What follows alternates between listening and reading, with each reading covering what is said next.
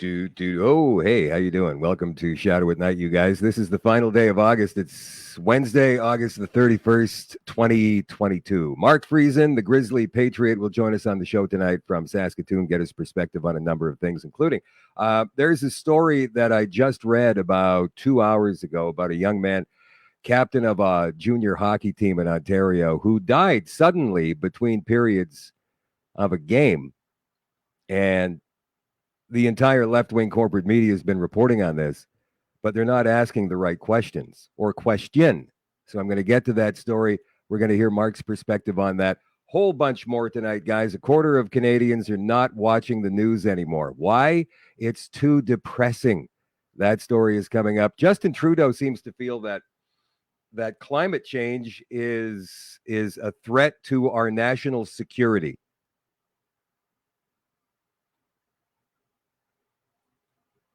He never offers an explanation. He just comes out and says, climate change is a threat to our security. And then goes on with his rambling story. But excuse me, Mr. Prime Minister, how exactly is climate change a threat to our national security? Please, could you elaborate on that?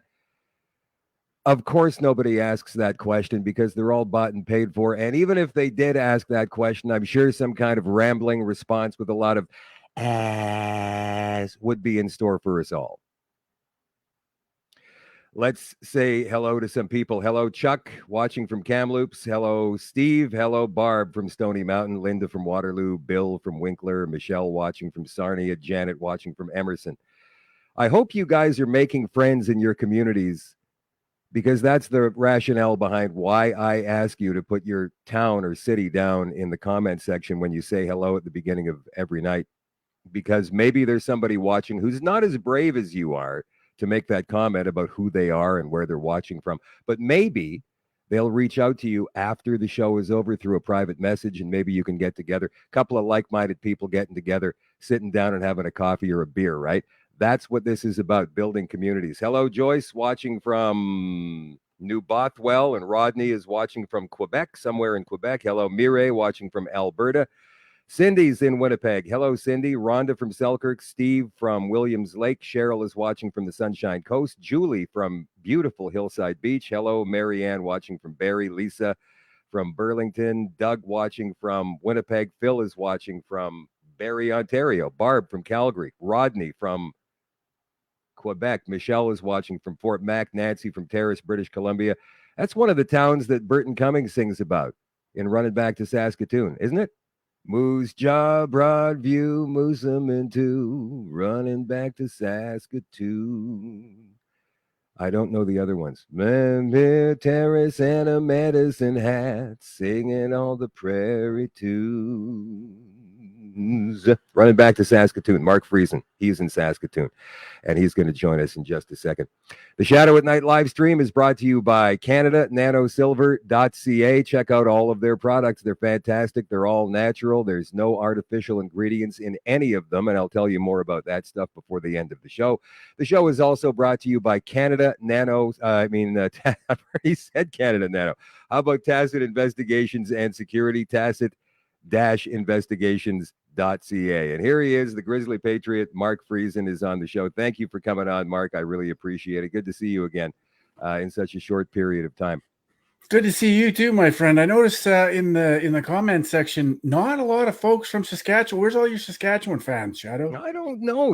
Sometimes what's going on there? Sometimes they pop up and they say hello, and other times they don't. I know they're there because we were talking on the phone, Mark and I, yesterday, and you had to cancel one of your tours that you planned on doing with Laura Lynn this fall.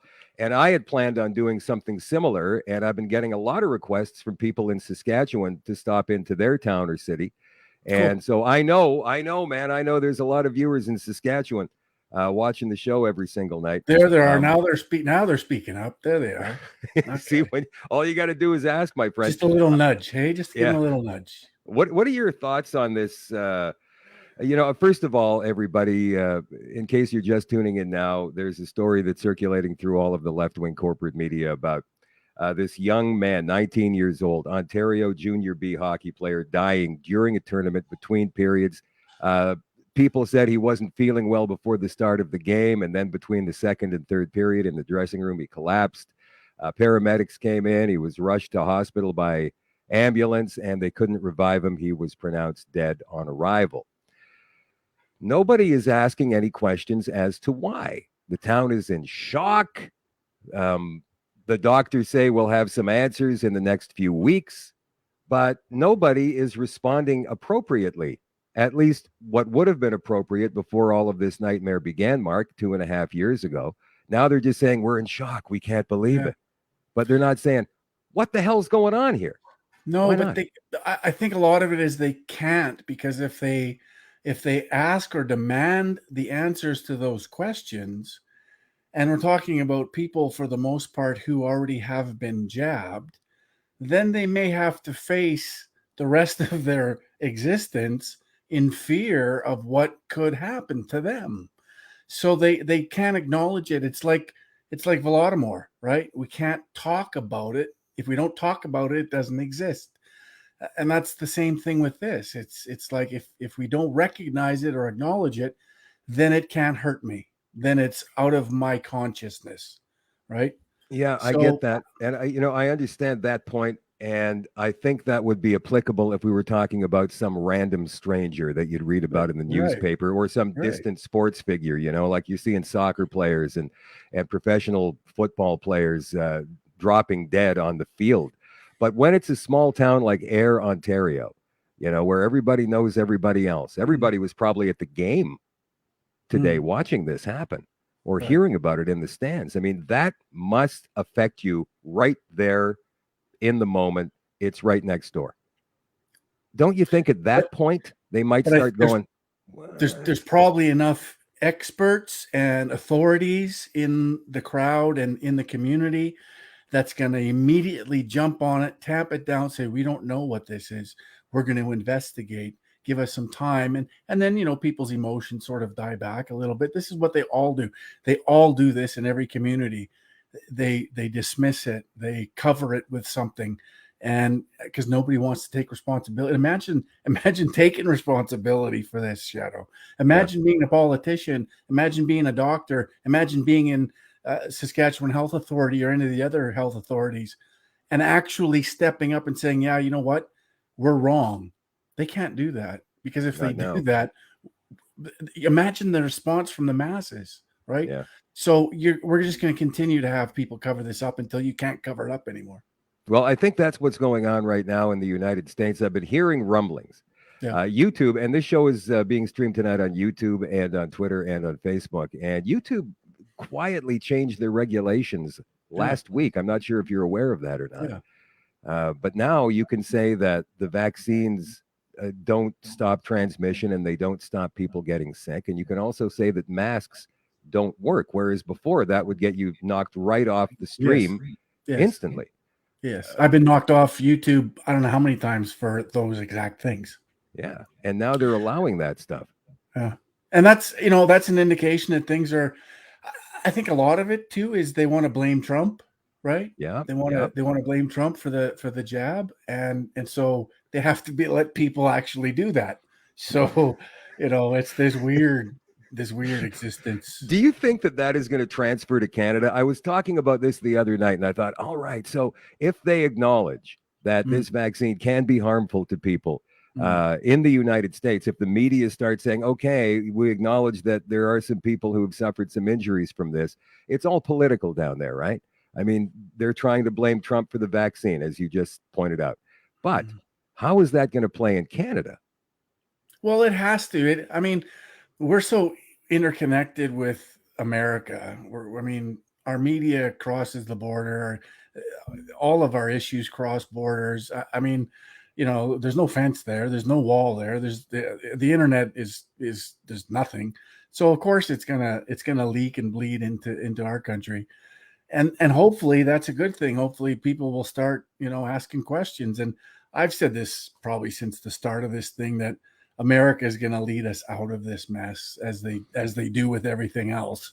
Yeah. So how will the Canadian media handle this, though? I mean, when they see their American counterparts now completely doing a 180, what are they going to do up here? Well, our media Shadoe is such a joke in this country. I have to relay an example of this. 2 days ago, a guy by the name of Colin Butler, he's a propagandist for the CBC, refers to himself as a journalist, but he's a propagandist.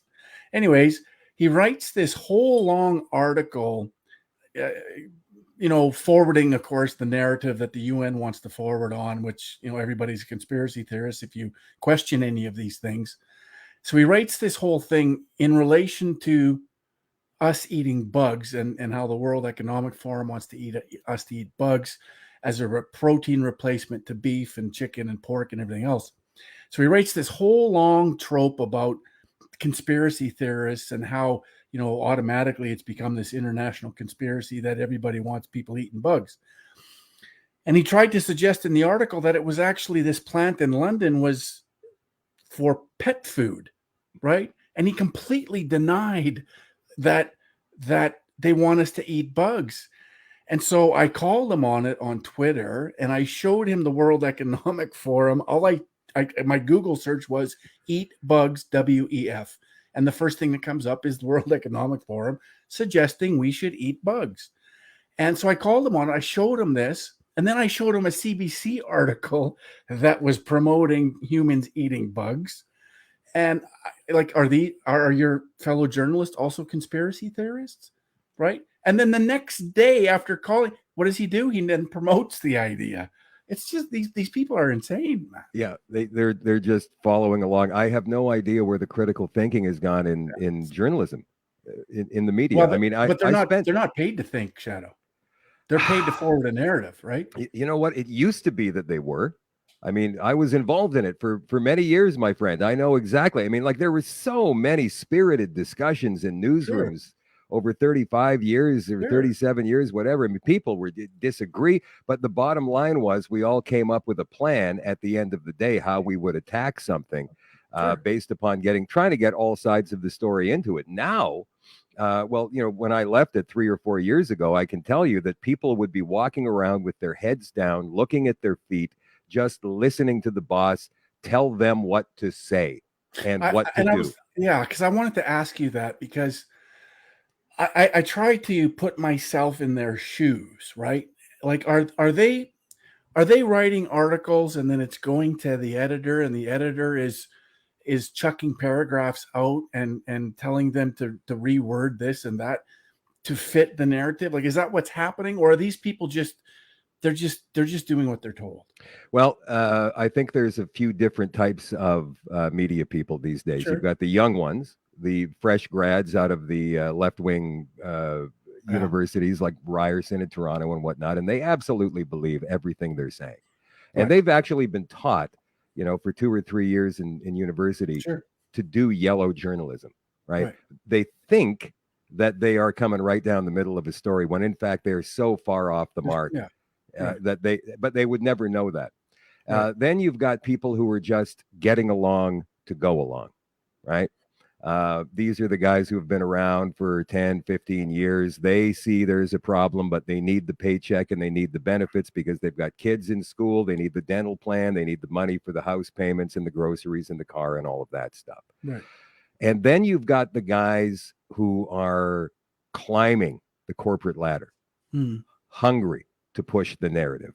They will do anything they can. And I'll tell you a story. I was sitting in a meeting. This was when I was working at Chorus in Winnipeg. It's about 4 or 5 years ago. And so we got called into this mandatory meeting where we were going to have this Zoom call with the media relations guru for the entire company. And he was going to tell us how to write our stories for blogs and whatnot, and how we needed to write them for the most clicks we could get. And then they would put on those ads, those commercials, like you see those clickbait things all the time. They just pop up on your screen. You go toenail fungus or whatever, right? Or this woman's got a secret. Right. And so I got to see what her secret is. That's how they wanted us to write our headlines so that people would click into the stories. So it cheapened the product immediately. I got up because I'm that guy, right? I got up and said, "I'm sorry, man, but I'm out of here. See you later. Kudos. Have a great day. Yeah, I right. can't take this stuff. I mean, it And was kudos to you. thanks. It was completely, totally sensationalizing what should be a reliable, dependable product, because Yes. ultimately that's what news is, right? It's a product, and it's supposed to be something that people can rely on. And is it any wonder now that 25% of people aren't reading it anymore? They say it's too depressing or too clickbaity. Right. Look, man, I had Moose and Red Dog on last night. Now I know you know the boys. I do. And Moose McDavid, he was the one, in case you guys weren't here last night, you guys viewing the show right now. Moose was the one who confronted Chrystia Freeland in the City Hall, I think it was, in Grand Prairie on Friday afternoon. He's a big lad. She's a small woman. He's very imposing over her. He was yelling, screaming profanities, calling her all manner of names. I know there's a lot of people who agree with his right to freedom of expression. The fact that she is a monster, I do believe she is an actual monster. But I also think that he probably went overboard and took our entire freedom movement back a couple of steps, because Trudeau and the left-wing corporate media have now used that event to make everybody who believes in freedom or conflate everybody who believes in freedom with a right-wing knuckle dragging mouth breather. So what are your thoughts on everything that went down there on Friday? So, Shadoe, this is how I look at it. And I've chewed on it for a few days. When I first seen it, I didn't recognize him because I only know his brother, Red Dog. Right. I've only had communication with him. And let me just say this. I'm sorry, Grizz. Let me just say this. I mean, I want to point out that, having those guys on the show last night, I appreciated they came on. Yeah. I believe they're both a couple of nice guys, freedom-loving guys who are willing to put it all out there, sacrifice everything for freedom. Don't get me wrong. I don't want anybody to think that, I think that Moose or Red Dog are bad guys. I don't. I just think that maybe, Moose went over the top a little bit. Anyway, yeah. And so, continue. when I first saw it, my first reaction was, this is a little odd.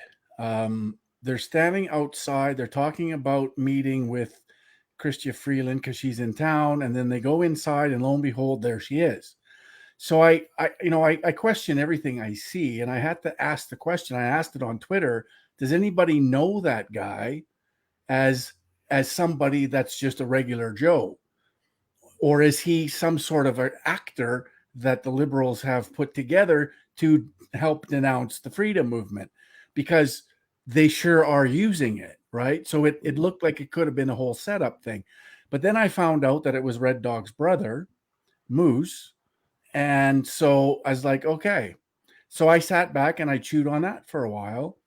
And at the end of the day, my response has been this. And I did a 2-minute drill that got quite a few views. And at the end of the day, he didn't do anything illegal. Nope. And he expressed himself probably not the way I would have if I was in the same situation. But at the same time, I don't know, because if I see her in public somewhere, my reaction is going to be probably with some anger and frustration as well. So I actually don't know how I would react at that moment. Maybe it would wash over me too, like it seemed like it washed over him. And it seemed like it was his opportunity, staring him in the face, to let loose, to let go of this frustration and the anger that we've all had and haven't had representation for in any political circle. So when you get that and you're presented with that opportunity, maybe we would respond in that way with that anger. I'd like to think I wouldn't. I think I would be able to control that. But at the same time, I understand where he's coming from. I get it. And I think he also is very representative of a lot of other Canadians who are very angry and very frustrated with what's been happening the last number of years. So, and I think he took that as a bit of a responsibility to do what he did. And so he did. And at the end of the day, like I said, he has in this country the freedom to express himself, and we can criticize how he did that. But at the end of the day, that's his business. He did it. And yes, it was filmed. And yes, we all had the pleasure of watching it or displeasure, depending on how we look at it. But was it a help to our movement? Probably not. Probably set us back a little bit. But at the end of the day, Shadoe, I also look at things like this. Our movement is full of a lot of different characters that we've had to clean up some messes for. And that's okay. It is what it is. And so we're going to continue to probably have to do that. But at the end of the day, when I look at who's criticizing us and what they're responsible for and what they need to be held accountable for, it pales in comparison to what we're accountable for and what we're responsible for. So I'm willing to, on balance, to put that up against what they're responsible for and say, yeah, you know what? We've made some mistakes, but it pales in comparison to what you've done. So, on balance, we come out on this way ahead. That's how I look at it. It's interesting. This weekend, we're gathering in Winnipeg on Saturday at 1:00 in front of the RCMP divisional headquarters on Portage Avenue here. Yep. And we're going to be presenting the RCMP with the TrueFactC19.com report, the 78-page report put together by Ken Drysdale. And we're asking the RCMP in the most peaceful way we can. And we're asking everybody who comes down to that event. And guys, if you're watching right now, if you're in the Winnipeg area, please come out. I'll be speaking. There's going to be a couple of retired officers speaking as well. Ken's going to speak also. We're going to be asking the RCMP to move forward on an investigation as recommended in the summary of the report. We don't know if they're going to do that. It was announced over the weekend, I think, or maybe Monday, that the RCMP will be investigating Elliot McDavid for his actions re Chrystia Freeland in Grand Prairie. So can anybody say that the RCMP is not politicized in this country? No, they absolutely cannot say that. How many opportunities have they had to investigate Trudeau? How many opportunities have they had to investigate the Liberal Party? I mean, it's endless, the corruption. But somebody speaks badly to Chrystia Freeland and they spring into action. It's laughable. It's amazing. It is laughable. Completely. So listen, you were saying something on the phone today about an election. What's going on?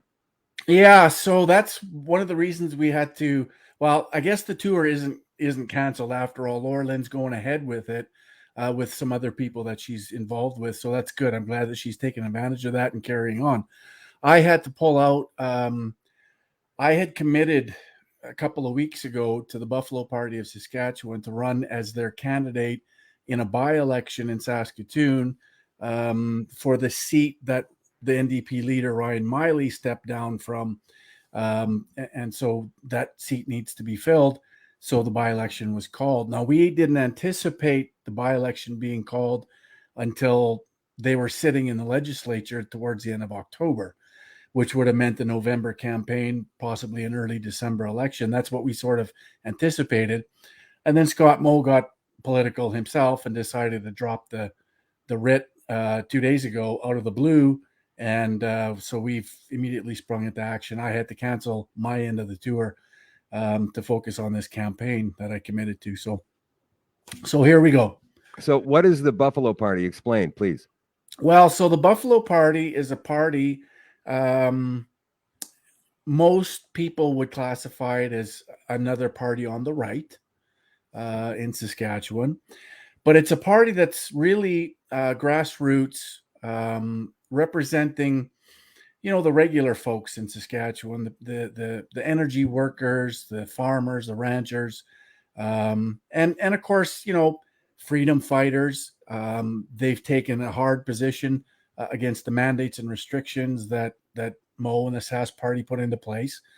And so that's sort of, they're filling the hole, or the representative hole that was created in all of this. Because, through the last 2.5 years, we've had the Sask Party, the governing party, and then we've had the NDP as opposition, who's telling them to do more tyranny. They want more lockdowns and more restrictions and mandates. So, the Buffalo Party really represents that voice that doesn't exist at this point. And so we want to be that voice. I want to be that voice through this by-election process.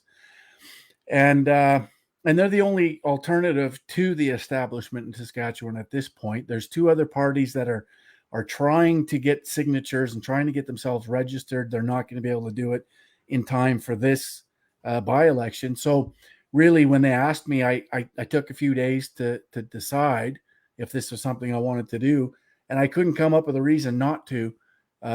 So I jumped at it, and I'm now find myself in the midst of a campaign. And I just want to put out to your audience, this is an uphill battle, battling the establishment, representing freedom, representing our rights and freedoms, and I'm going to need your support from across the country. And even though it's a Saskatchewan election, a provincial election, by-election, I can still accept donations from anybody in the country. So if you're interested and you want to support my campaign, I would greatly appreciate it.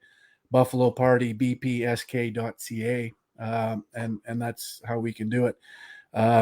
So have you got enough people, Mark, helping you out? Have you got a big campaign team, or do you need more people? It's shaping up pretty good. Of course, a lot of my followers are Canadian based. They're my focus has really been federal for quite a while, but I do have a lot of followers in Saskatchewan, of course.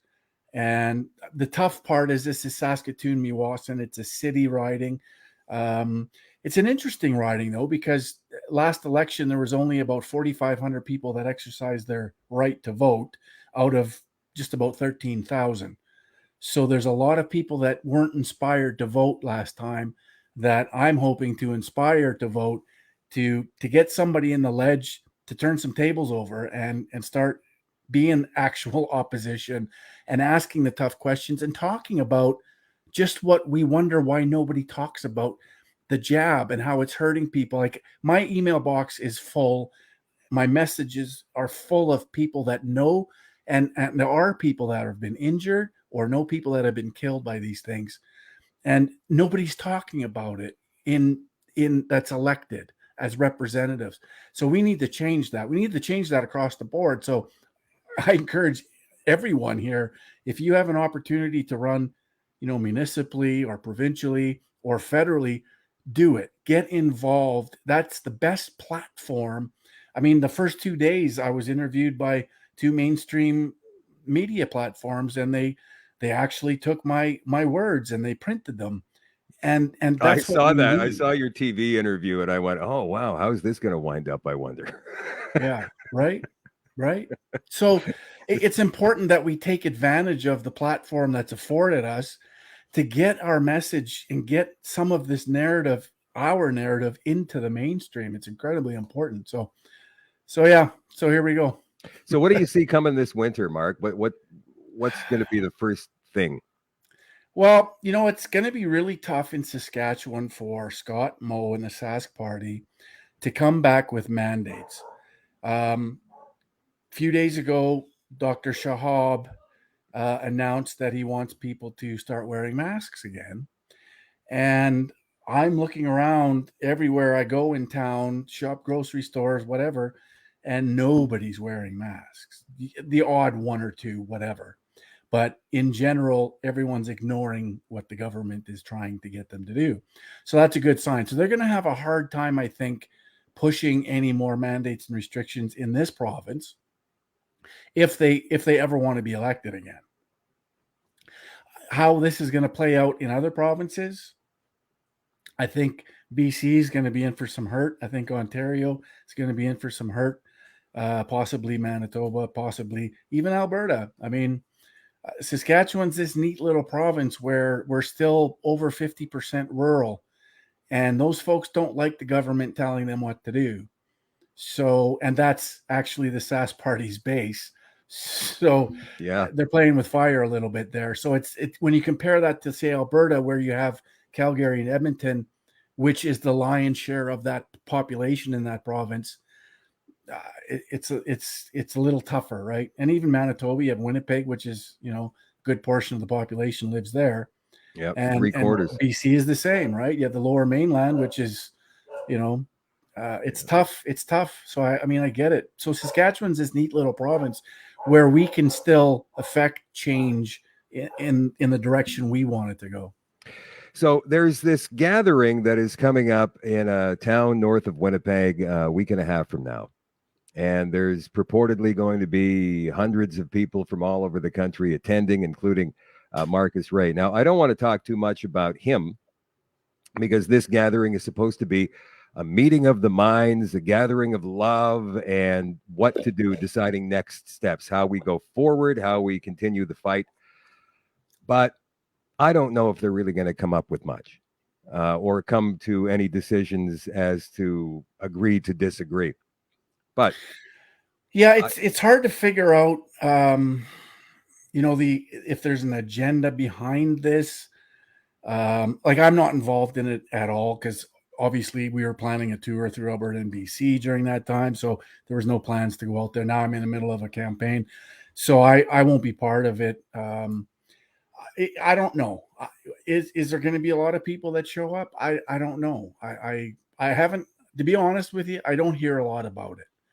Right. It seems to me that it's going to be somewhat inclusive or exclusive to the people that are active in that group, if that makes any sense. I just don't see a greater movement to support what's happening there. Maybe I'm wrong. I don't know, but I just don't see it. Do you get a sense that when the time comes, regardless of how we all feel within the freedom movement, because there are people with different ideas on how to proceed, do you feel that we are all going to stand up when that time comes together? And will we know when the time comes and what's it going to be? And we will. And we've actually gone through this once before with the convoy. The convoy, there wasn't one freedom group who often are divided by all of these different ideas and solutions and whatever. There wasn't one that didn't support the convoy. We all did. Everybody did in unison. So yes, it will happen again, and it can happen again. And the interesting thing is, Shadoe, there's some people, and maybe it's Marcus and some others, they're impatient and they want change right now. And they're trying to force things. And I don't think these kind of things are something that you can manufacture or force. I think you have to, it's an organic thing. Listen, the path that the governments have us on, not just in Canada, but around the world, is a very dark path. And as we go along this path and continually get beat down, as we try to resolve it peacefully, maybe politically, and we have the proof that we've tried to do this peacefully, politically, through the political system, and we've been proven that that doesn't work. When we get closer to the end of the path, whatever happens is going to come organic and natural. There'll be a spark and it'll just happen. Yeah. And I'm not encouraging it in any way. I'm trying to avoid it because that's the ugliest scenario anyone can imagine. But at the end of the day, that's a reality. That's a reality that the government has put us on.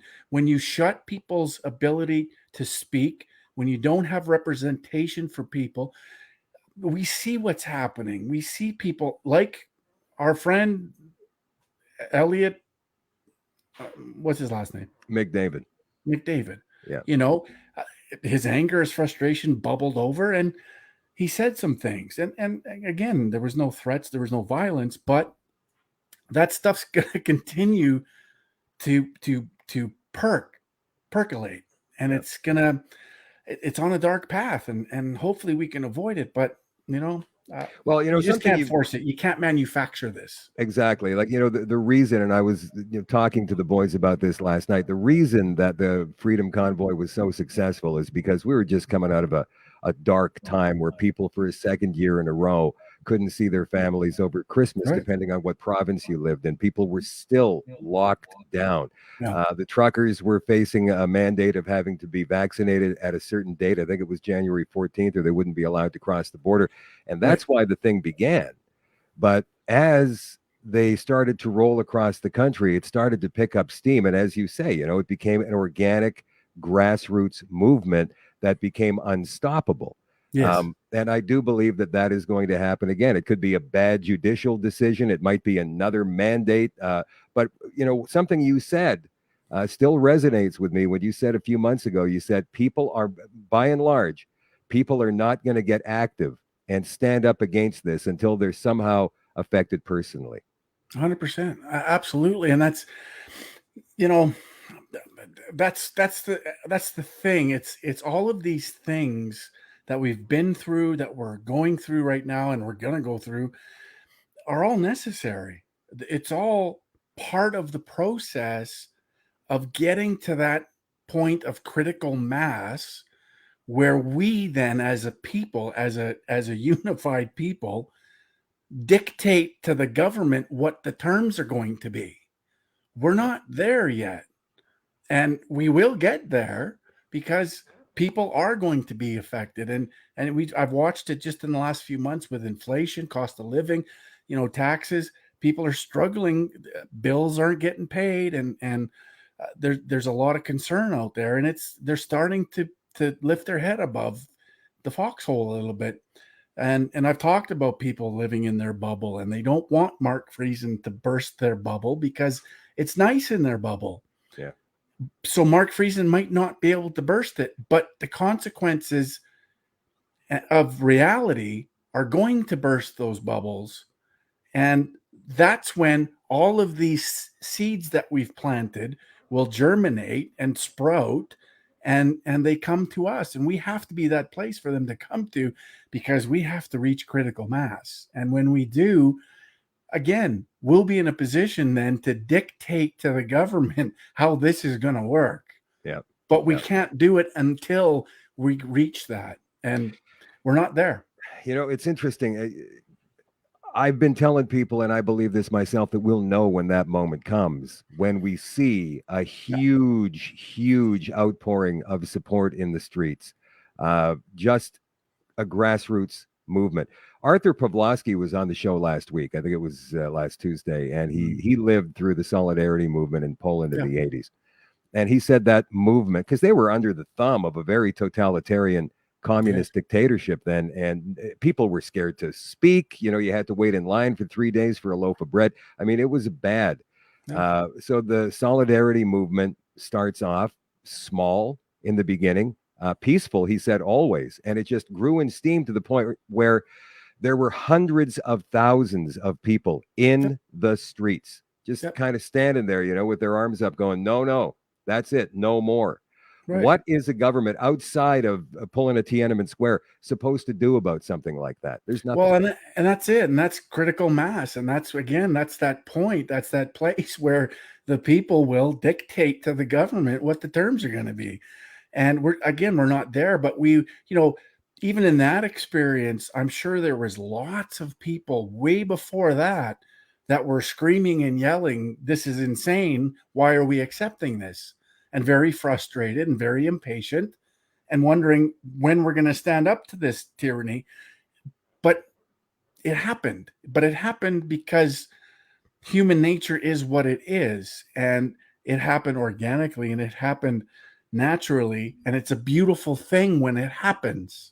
Yeah. And we can't manufacture it. We just can't. And this is what I see some people trying to do.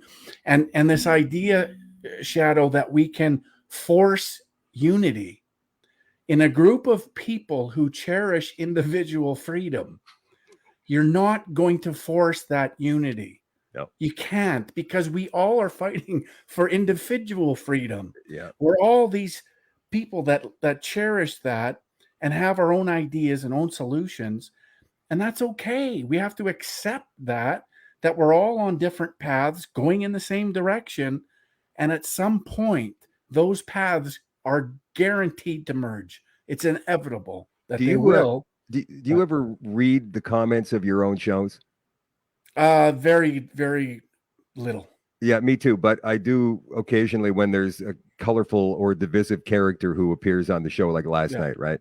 And so I read through some of them, and it's people are venting. You're right. People are, some people are very upset. They're very frustrated with all of this, and they're making their feelings known.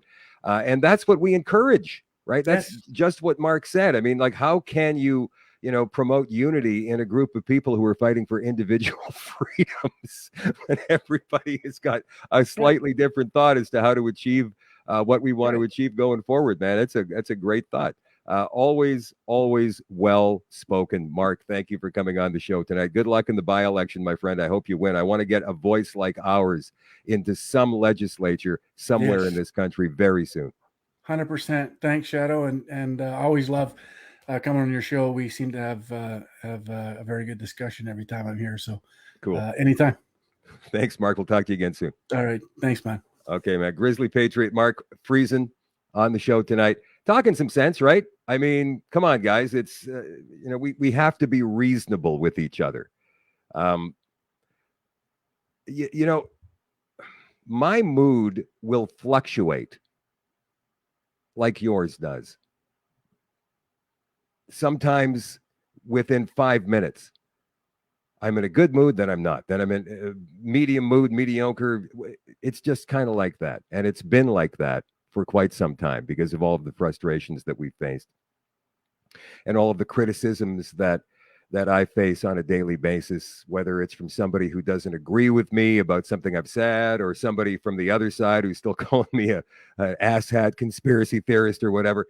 And sometimes these things add up. So I can totally understand the frustration that you and other people feel about what's going on right now. So all I can ask is, if you are going to get into a discussion with somebody in the comment section of this show or any other show or any other post on social media or whatever, just try to gear it down a little bit when it comes to the name calling or the cap locks, because that can ignite a battle that we don't really need to get ourselves involved in, because all it does is create stress and anxiety, and that's not good for anybody. We're absolutely 100% allowed to be committed to our ideals about what we think we should do, but that doesn't mean that we should be able to force them down somebody else's throat. Ultimately, we are all in this together, and as Mark and I both point out tonight, we'll know when that time comes to stand, when we get to critical mass, whatever that is going to get us there, whether it's a food shortage, whether it's a power shortage, whether it's the economy collapsing. We don't know yet. But something hinky is going to be happening this winter. You can bet. So let's get to some other stories here, guys. I've got a few things here for you tonight as we get closer to wrapping up the show. And don't forget to like and share. I haven't reminded you guys to do this in 2 nights. I know that. Mark Zuckerberg admitted last week on the Joe Rogan Experience that Facebook was actually censoring stuff about the Hunter Biden laptop story before the election in 2020. Full out admitted it. And then they kept censoring that stuff for over a year and a half. I don't think they are anymore. And it was interesting the way he put it. He said, well, we don't censor like Twitter does. We just kind of move it down in the feed, or we limit the feed of somebody who posts a story like that. Something that we don't agree with. We were warned by the FBI. Wait, this could be Russian misinformation. What? What are you even talking about? Here's the pictures, man. Look at the pictures. So if you want to talk about police agencies being politicized, the FBI, who did have that laptop in their possession well before it ever became news, they knew what was on it, and they still called it Russian disinformation, which is a joke. But if Facebook can censor that, what else can they censor? Whatever they want. Whatever they don't agree with. Same with YouTube. Same with whatever social media platform is out there.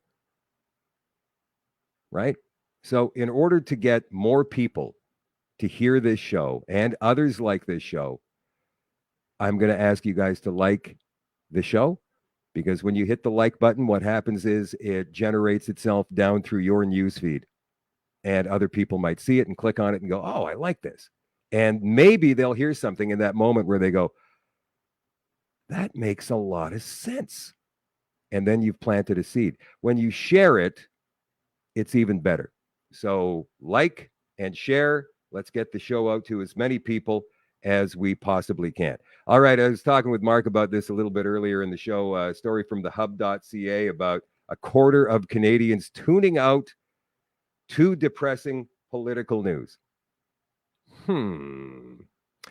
As conservative leadership frontrunner Pierre Poilievre zigzagged across the country this year from community centers in Nova Scotia to hockey rinks in Alberta, there was at least one similarity in these disparate parts of the country. Raucous chants of defund the CBC spontaneously erupting around the room. Along with his promise to axe the CBC, Poilievre hasn't shied away from criticizing other media outlets and even individual journalists, as he should. But while many Canadians share Poilievre's skepticism about mainstream media, it's not necessarily for ideological reasons, according to a recent poll produced by the Hub and Public Square Research. In fact, most Canadians who are tuning out the news say they're doing it because the sheer negativity is turning them off politics. Well, you know what? I mean, politics has always been negative. You know, even when they were just arguing about how much money to spend or not spend, or to raise taxes or to lower taxes, or something small like that, which used to seem big, by the way. But now, I mean, I'd love to get back to that discussion. But now it's about our very freedom at stake here. But politics has always been, by and large, a negative thing. I don't believe that people are tuning out from political news because of the negativity. I believe they're tuning out because of apathy. I think that we've got a lot of people in this country that just don't care. As long as they can come home at night, have a couple of beers, have a dinner, watch the hockey game, go to bed, and do the same thing the very next day. Maybe play with the kids for an hour, whatever. Guys, that's where we're going to reach critical mass. Now, you're probably looking at me going, what? What are you talking about? Okay, here it comes. When people are not able to afford beer, or to afford cable, or to afford power, or food, they're going to be taken out of their comfort zones in a big hurry, aren't they? Now, I'm not saying this is going to happen in Canada. It's possible it could. They've been talking about it happening in Germany, all across the European Union this winter.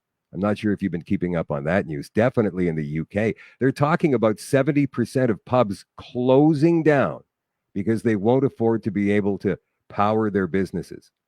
They won't be able to heat their businesses or keep the lights on, literally. Like, you know how we use that sometimes as an expression. Can't keep the lights on. Got to keep the lights on. Got to pay the bills. Well, we're talking about that for real in the UK, Germany, France, Spain, Italy. This winter, coming soon. Now, the European Union has been following these ESG protocols for about 10 years, so significantly longer than Canada. Canada should be a power independent nation in terms of the amount of natural gas and oil we have here. Not to mention the hydropower we have in British Columbia, Manitoba, Ontario, and Quebec. There should be no problem at all keeping the power on here. So if they do come up with some kind of a weird ass excuse as to why we can't have any power, or why the price of power has doubled, tripled, or quadrupled this year, we should be asking questions. But I believe that's how the man who wanted to be left alone, you've heard me tell that story before, right? The man who wanted to be left alone, he doesn't want to fight this fight. He will only fight this fight when he absolutely has to. When you take away his dinner, and you take away his hockey, and you take away his beer, he's going to get pissed. And then we can talk to this man who wanted to be left alone about why all this happened. And then he joins us. And guys, there are millions of men who want to be left alone in this country. Okay, here's a story from True North. The feds are exploring a next-gen COVID alert app with increased data collection. What? Why would they be exploring a COVID app now that this thing is over. Well, they're not going to let it be over. Not until we make them. In a Health Canada audit of the Trudeau government's failed COVID alert application, federal officials mulled how to ensure the successful development of a next-gen contact tracing application for the future. The audit, titled Evaluation of the National COVID-19 Exposure Notification App, was completed by the Office of Audit and Evaluation at Health Canada and FAC. That's what we should be calling them from now on. FAC. The evaluation reviewed a number of lines of evidence, including document and public opinion research, reviews and interviews with internal and external key informants. All right, here's the thing. This new app they're talking about is going to have even more data collection ability than the old one, which was downloaded, I think, something like 6 million times by Canadians, but it was only used 0.001% of the population actually used it. So it was a failure. Absolutely abject failure. So this new app, once they develop it and get it out there, it's able to collect even more of our data, and they tell us it's going to Health Canada for purely, health reasons. I don't buy that for a second. If they want to get more usage out of it, how are they going to do it? Are they going to make it mandatory?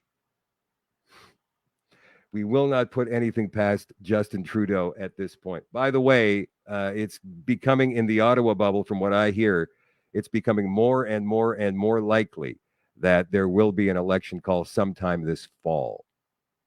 Now, the Conservative people, the ones who've been doing most of the talking about this, are suggesting that it's going to happen not long after they crown the new leader, which is going to be exhausting for this new leader, whoever it is. People think it's going to be Pierre Poilievre, obviously. He's been campaigning nonstop for the past 6 months, along with his duties as the MP of Ottawa-Carleton. So then he's going to have to go on an even more exhausting campaign. They're trying to wear them out. That's the Liberal strategy. So, and this is Justin Trudeau's last gasp at trying to get a majority. I don't think he's ever going to get another majority in this country, but I think he's going to try. And if he doesn't get it, then he steps down. That's what I'm hearing. So we'll see. They're talking about November, by the way. Here's a story from Germany where they're reinstituting masks for travel after the Chancellor of Germany's maskless trip to Canada. The German Bundestag reintroduced mask mandates for commercial and government flights this week. It's for the stupidest reason. After Chancellor Olaf Scholz and his diplomatic staff were seen flying to Canada maskless. Scholz met with Justin Trudeau while touring Canada to discuss possible energy solutions as Europe faces a crisis due to its reliance on Russian gas. So get this. The German chancellor comes to Canada, right, begging Trudeau, can we have some of your natural gas? Please, please. No, but we can give you some of our nitrogen. We've got this new nitrogen thing going. I think we might be able to do that for you.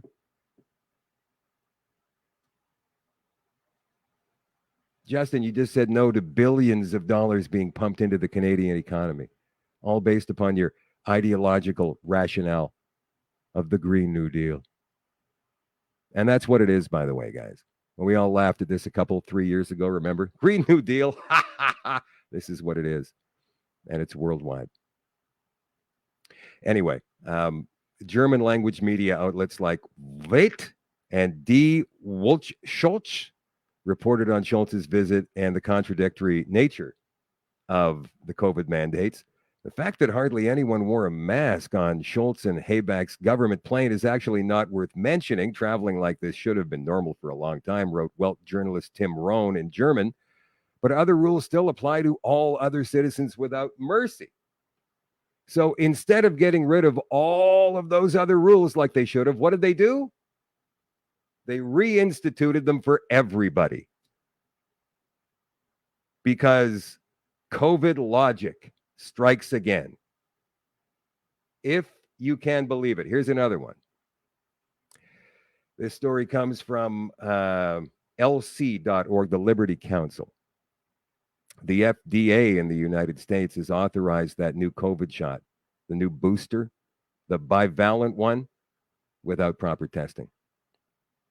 So the FDA, the agency that wanted us to wait 75 years, they actually, on the advice of Pfizer, asked us to wait 75 years to see the Pfizer data regarding the testing they did on this vaccine.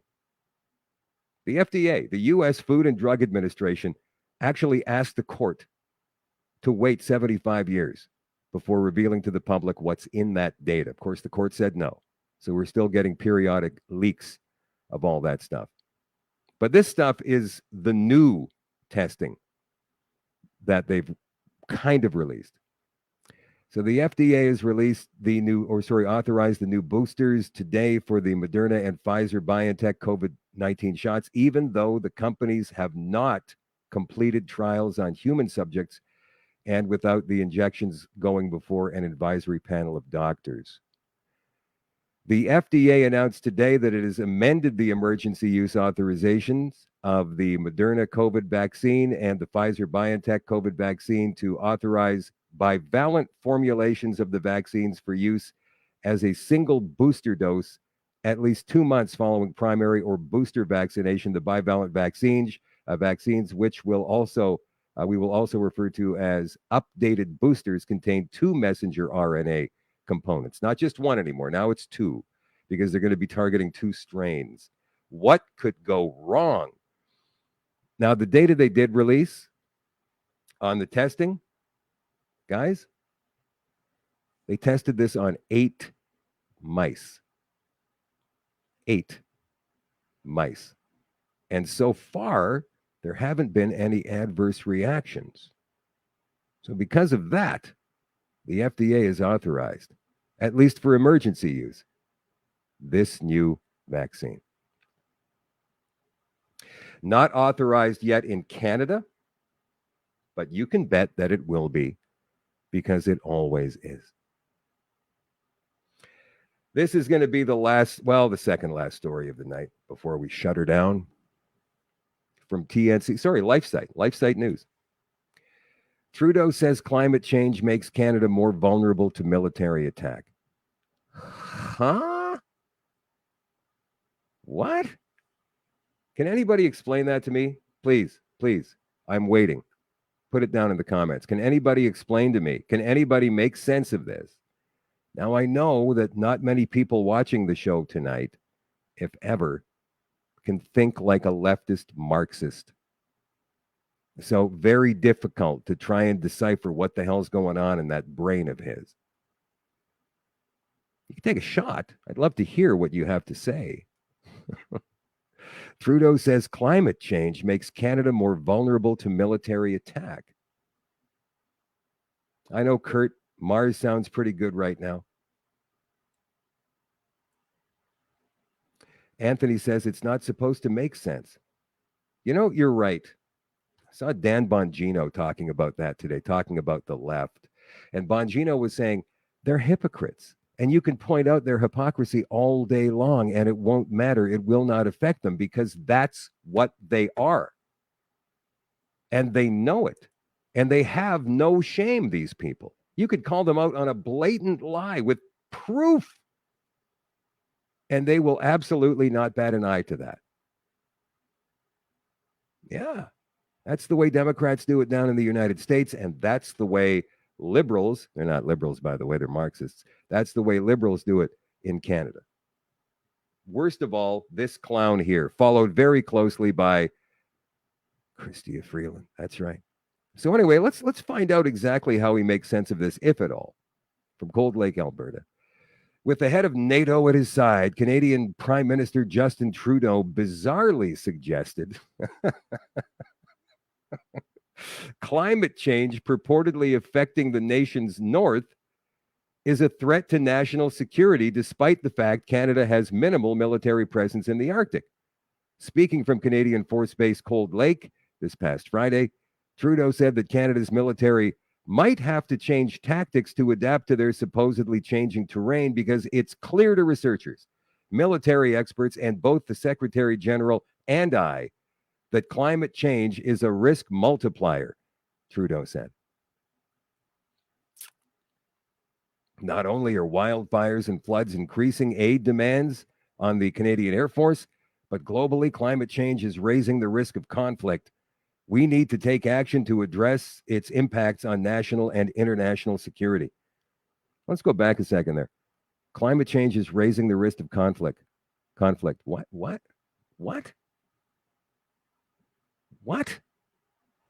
I've heard that before, not just from Trudeau, and it's never been explained. Not to my liking, anyhow. I think I heard one Marxist scholar try to explain it one time, and nothing but a bunch of word salad, really. That's all you ever get from these people. Trudeau was joined by NATO Secretary General Jens Stoltenberg, who said that security challenges in the high north are exaggerated by climate change. Trudeau then claimed that climate change is creating greater accessibility to the Arctic. The United States and Russia have for years had a military presence in the North Arctic, while Canada, despite having a large coastline in the north, has done next to nothing to keep its borders secure. No, we can't. We don't have that kind of.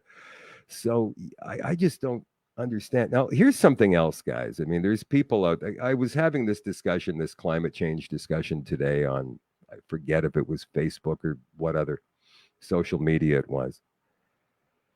And somebody asked me if I believe in it. I said, no, I don't. That man-made climate emergency is absolutely preposterous.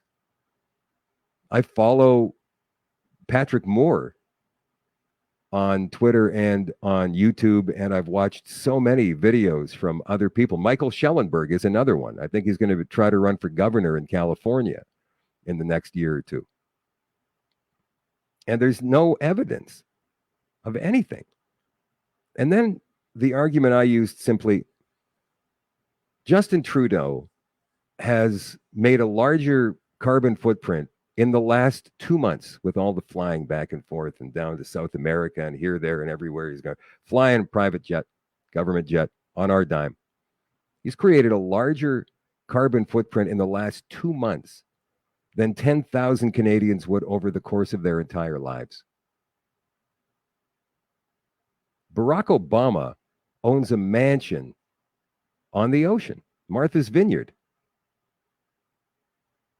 How come nobody talks to China or India about global warming and the climate catastrophe?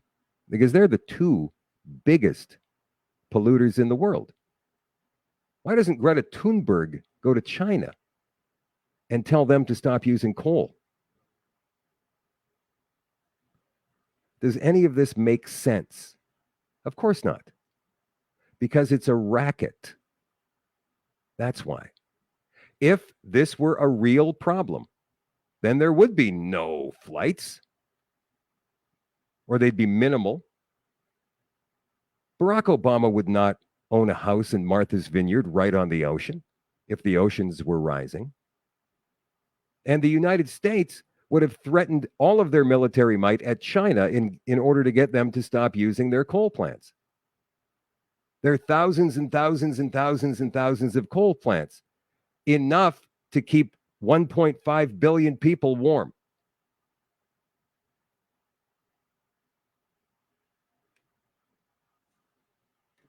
I don't know. Maybe I'm crazy. Maybe 97% of the scientists agree, and I'm the outlier. I don't know. I think there's more people who probably think the way that I do, but they're scared to talk about it. Yeah, climate change is creating a military emergency, makes us vulnerable to attack. What kind of nonsense? But you see, everything that he says, everything that Trudeau says is, and by the way, he was up there at CFB Cold Lake. He was up there in the north. How did he get there? Did he walk? That's the other thing. I mean, we have to believe what people say to us in the media when they say the ice is starting to thin out in the Arctic, because we're not going there ourselves to see for ourselves, are we?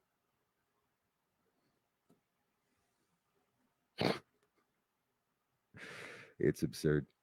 All right, last thing here. UC Berkeley is going to require masks again. But why? So I read this story and I laughed. And I thought to myself, guys, the left is going to go to any length to get us to be compliant. And I want to get the message out again tonight, because I had this other discussion today on another thread somewhere. The reason that Canada is in the position it's in right now is because of apathy. And while that is partially true, the other reason is because we've been compliant. We fight for a little bit, and then we go, all right, I'll just put the thing on. It's only going to be 5 minutes. I'm guilty of it myself. I've actually worn a mask before. Not much, but I did it. I'll never do it again. Ever. But people are doing it, right? Well, I got a dentist appointment. They want me to wear a mask, so I'll wear it. No. That's where we make our stand. Look, if you guys want to get rough, then that's where you get rough. You take a friend or a couple of friends in your family to the dentist, 5 of you one day, and you go down there and you all video and you all go in without masks. And if somebody says you got to put a mask on, you say, we're not wearing a mask. I'm sorry, I don't wear a mask. I'm going to sit down in the waiting area here and wait for my turn. I can guarantee you they're not going to do anything about it.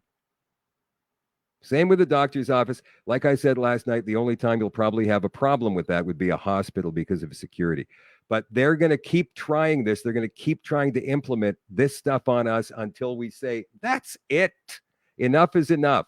And I'm happy to see the students at Western University in London, Ontario, finally waking up and pushing back. But look at this. Earlier this month, the Gateway Pundit reported on a person of color 56-person housing unit for Berkeley students that is inclusive, but white guests are not allowed in common spaces. Not a joke. It's highly illegal. It's on the United States, right? But not a joke. Well, the housing unit isn't directly affiliated with or run by Berkeley itself. It's housing utilized by Berkeley students. Well, the craziness continues. This time, it's a Berkeley direct policy. The Orwellian leadership at UC Berkeley are leading the charge with their new mask guidance. If leftists at these universities have their way, we'll be looking at masking as if it's always happened in a Mandela effect type charade. Look up Mandela effect, actually. It's pretty interesting. Now, apparently, UC Berkeley Big Brothers will demand you wear a mask for the flu if you are not vaccinated against it. Once again, the Mandela effect.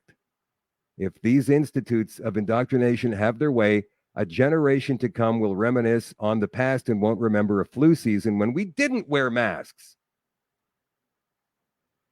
But the biggest question from this policy, why would they require masks during flu season if you're unvaccinated, but not require them for students unvaccinated from COVID-19? This seems to suggest the flu is more serious than COVID-19, doesn't it?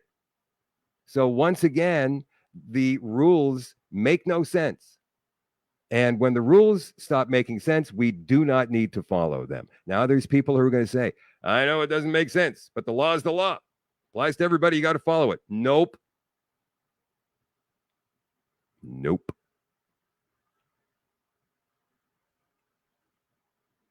Doesn't make sense. Not doing it. Now, I'm not talking about laws that do make sense. And this is the gray area. The law will make sense to some people, but not other people, right? So we've got to be smart about these things. But when there is an obvious stupid law or mandate, that's when we have to push back, and we have to do it on force. Now, I'm not saying that you need to have 60 people to go grocery shopping when they try to bring back the masks in the fall, and they probably will, right? But take 6 people along with you. Do not wear a mask. Don't do it. Just don't. And just go shopping like you normally would. If anybody pushes back on you, you make sure somebody is recording everything, because you can bet that the people who have stuck faithfully to those breathing barriers up until now, and there's people that have and still are, when that mandate comes back, they'll go, you put that mask on now. Those are the ones I want to see, actually. I want to see those confrontations. You do have to be prepared for confrontations. There will be confrontations. I don't think there's going to be many of them like there was before, but I do think there will be confrontations when they do try to bring these things back. But guys, here's the thing. They can try to bring back anything. They can say whatever they want to say. But when we reach critical mass and more of us are not complying than are, it's game over for them. And the same goes for businesses who will be asked to shut down again when the cases rise. Right? Right. All right, that's it for the show tonight. Shadoe at Night live stream is brought to you by Canada Nano Silver, CanadaNanoSilver.ca with the tooth gel. You know, I hear from Kevin Anna, this is the #1 selling product on the website.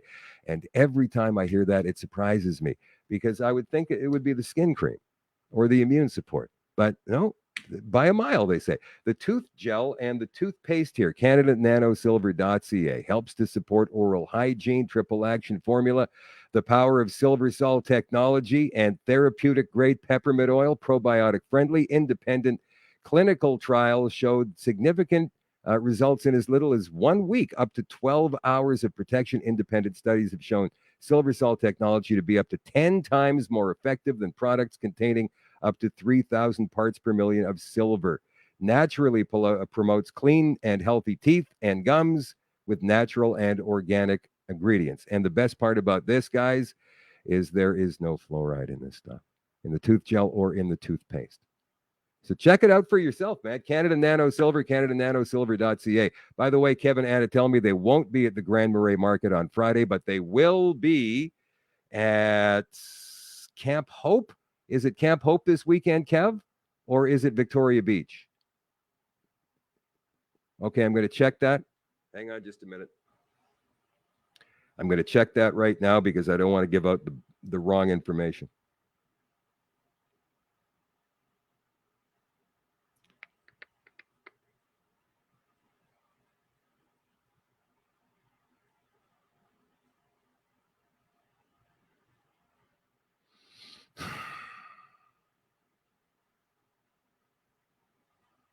Where did you send me the information? Did you email it? It's not here on the Facebook. I'll straighten it out. Anyway, guys, if you want this stuff, Canada Nano Silver, CanadaNanoSilver.ca. And the show is also brought to you by Tacit Investigations and Security, tacit-investigations.com online. The mission is to be the pinnacle solution service provider of investigation and specialized security services to clients through innovation, intelligence, and integration. They do investigations, missing persons, insurance fraud, due diligence, surveillance operations, also special security operations, close protection security, international security, corporate security, retail, general security, canine security, drug detection, ATM escort. They do it all. They're nationwide. They have years and years of experience. Tacit Investigations and Security, again, online, tacit-investigations.com, or call 204-952-4775. 24 hours a day, 7 days a week, 365 days a year. Tacit Investigations and Security. All right, don't forget, guys. Don't forget. I know a lot of people leave a little bit too early for my liking. I'm seeing we're down to like 430 right now because, well, the show's over. He's doing the ads. But look, guys, it's important that we get a lot of people out to the RCMP headquarters this Saturday. I know it's a big ask because it's a long weekend. It's the last long weekend of the summer. I get it. So if you have plans already, I totally understand you won't be there. But I would love to see 1,000 people out there, all standing there peacefully in white T-shirts with truth written on the front, watching and filming the presentation of the TrueFactC19.com report, the 78-page report being handed over to a representative of the Royal Canadian Mounted Police by Ken Drysdale, the man who put the report together. I will be there speaking. There's going to be a couple of retired service members and police officers speaking. And I would love to see you there, shake your hand, give you a hug. RCMP Divisional Headquarters in Winnipeg, the corner of Portage and Dominion, 1 o'clock this Saturday. Again, if you're not doing anything, come on out, bring a couple of friends. We would love to see you. We're trying to encourage the RCMP based upon the statistics that Ken has compiled over the past few months to begin an investigation as to the people who created all of these ridiculous restrictions and this response for the past 2.5 years. And that's it for the show tonight, you guys. Back tomorrow night. Ken is going to be on the show tomorrow night. Speaking of Ken Drysdale, Ken is going to be on the show tomorrow night, 8 o'clock Central. Hopefully you're here for it. Until then, I hope you have the rest of a great night. I love you all, and I will talk to you very soon. Bye for now.